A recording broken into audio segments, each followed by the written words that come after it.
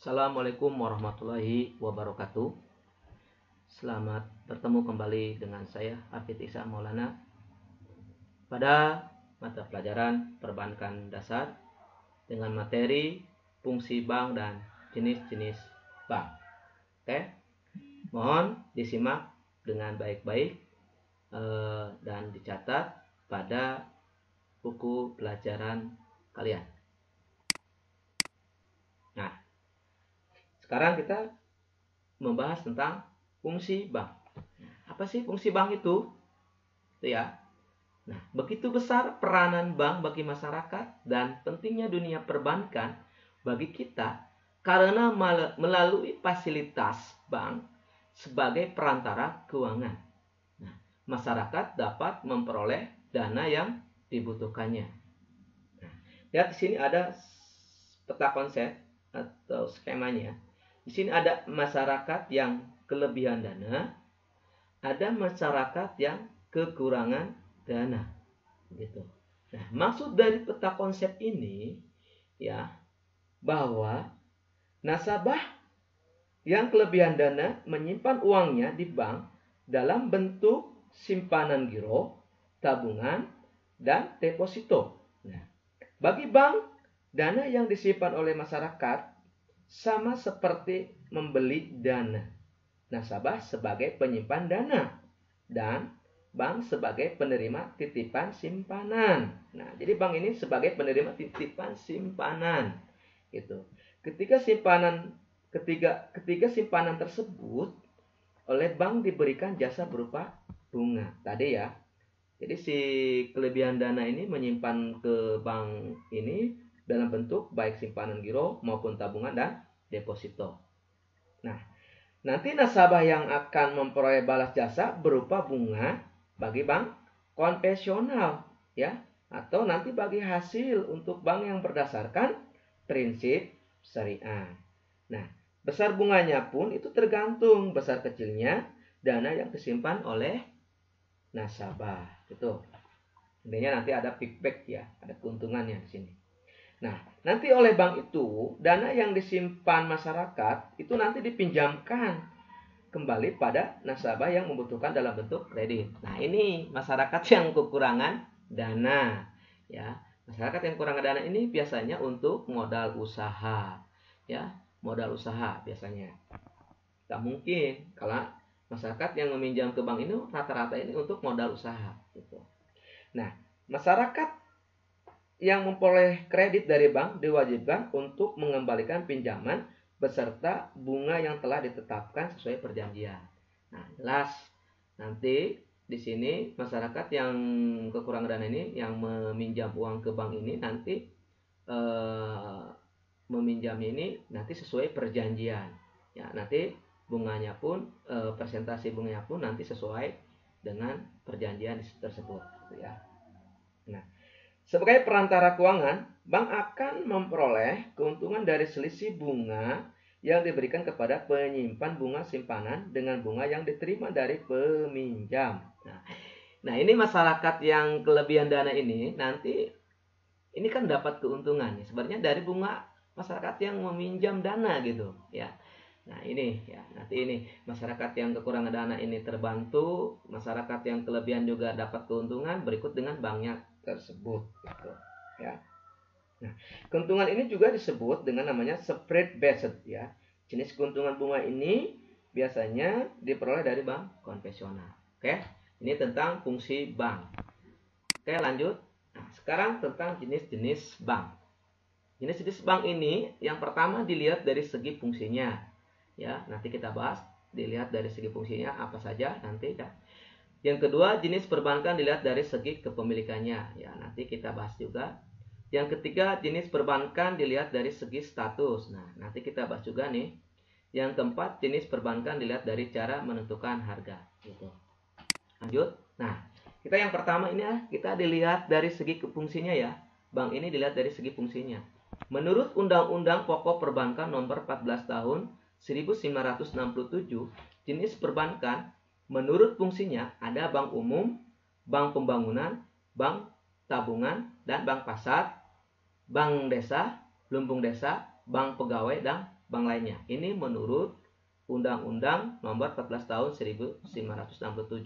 Nah, tapi ada perubahan nih. Kemudian keluar Undang-Undang Republik Indonesia Nomor 10 Tahun 1998 yang mengubah jenis perbankan berdasarkan fungsinya, yaitu dilihat A. Bank umum, B-nya bank prakreditan. Oke, nanti kita bahasin apa sih bank umum ini, apa sih bank prakreditan ini, ya, atau bank BPR ini. Ya, slide yuk lanjut. Nah, sini bank umum. Bank umum ini adalah bank yang melaksanakan kegiatan usahanya secara konvensional atau berdasarkan prinsip syariah yang kegiatannya memberikan jasa dalam lalu lintas pembayaran. Sifat jasa diberikan umum, yaitu dapat memberikan seluruh jasa perbankan yang ada. Wilayah operasionalnya dapat dilakukan di seluruh wilayah Indonesia. Bank umum juga sering disebut bank komersial. Nah, ini ya. Nih. Lanjut. Tadi bank umum ya. Nah, sekarang yang keduanya adalah bank prakreditan rakyat, BPR. Nah, apa sih BPR ini? Ya, bank prakreditan rakyat ini adalah bank yang melaksanakan kegiatan usahanya secara konvensional atau berdasarkan prinsipnya juga syariah, ya. Jasa bank prakreditan rakyat meliputi simpanan dan pinjaman karena tidak memberikan jasa dalam lalu lintas pembayaran. Nah, ini BPR ya. Lanjut. Nah, yang kedua, jenis perbankan dilihat dari segi kepemilikan. Nah, ya. Ada bank milik pemerintah, ada bank milik swasta nasional, ada bank milik asing, ada bank milik campuran. Nanti kita bahas apa sih bank milik pemerintah, apa sih bank milik swasta nasional, apa sih bank milik asing, apa sih bank milik campuran.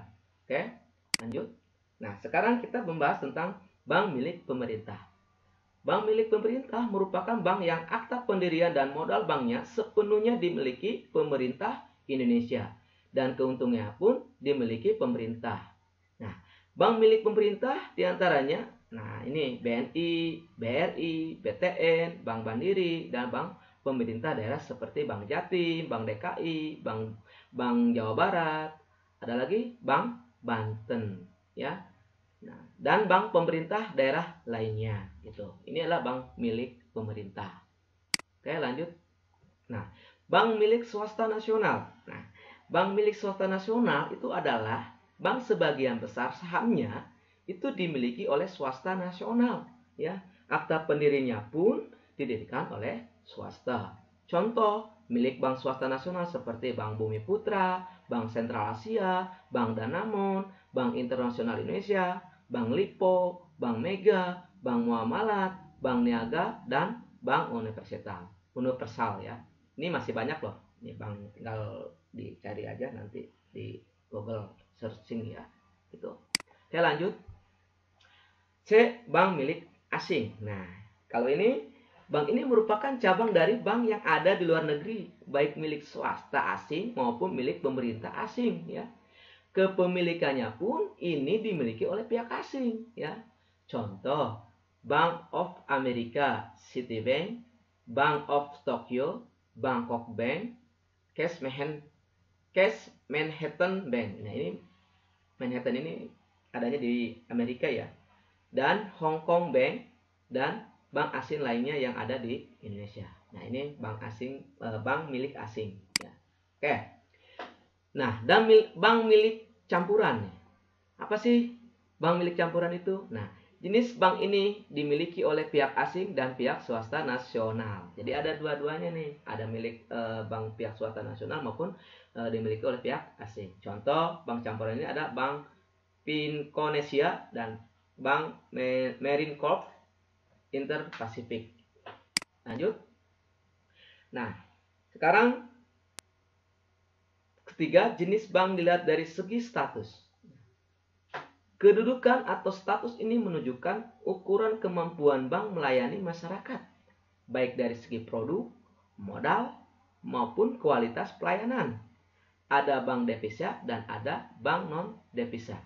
Nah, apa sih bank devisa? Nah, bank devisa ini yang merupakan bank yang dapat melaksanakan transaksi ke luar negeri yang berhubungan dengan mata uang asing secara keseluruhan. Misal, transfer ke luar negeri, inkaso ke luar negeri, inkaso dan traveler's check gitu ya. Nah, kalau bank non-devisa ini adalah bank yang belum mempunyai izin untuk melaksanakan transaksi sebagai bank devisa sehingga tidak bisa melaksanakan transferan dan inkaso ke luar negeri. Itu ya. Oke. Next. Jenis perbankan dilihat dari cara menentukan harga. Nah, itu ya.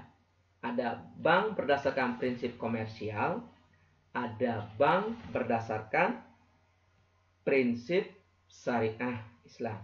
Nah, maksudnya bank berdasarkan prinsip komersial ini bank yang berorientasi pada keuntungan yang dapat ditarik dari nasabah, yaitu dengan menetapkan bunga sebagai harga sebagai harga untuk produk simpanan seperti giro, tabungan deposito, juga harga produk pinjaman kredit. Nah, juga berdasarkan tingkat suku bunga tertentu gitu ya. Penentuan harga ini dikenal dengan spread based. Nah, gitu.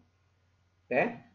Kalau bank berdasarkan prinsip syariah ya, berdasarkan prinsip syariah, ini bank yang berdasarkan prinsip dalam penentuan harga produknya, aturan perjanjian berdasarkan hukum Islam antara bank dengan pihak lain untuk menyimpan dana atau pembiayaan usaha atau kegiatan perbankan lainnya. Itu ya. Lanjut. Nah, ternyata materi hari ini cukup sekian. Semoga bermanfaat dan menambah wawasan tentang perbankan. Karena materi ini sangat lugas dan efisiensi. Mudah-mudahan bisa memahami. Sekian dari saya. Assalamualaikum warahmatullahi wabarakatuh.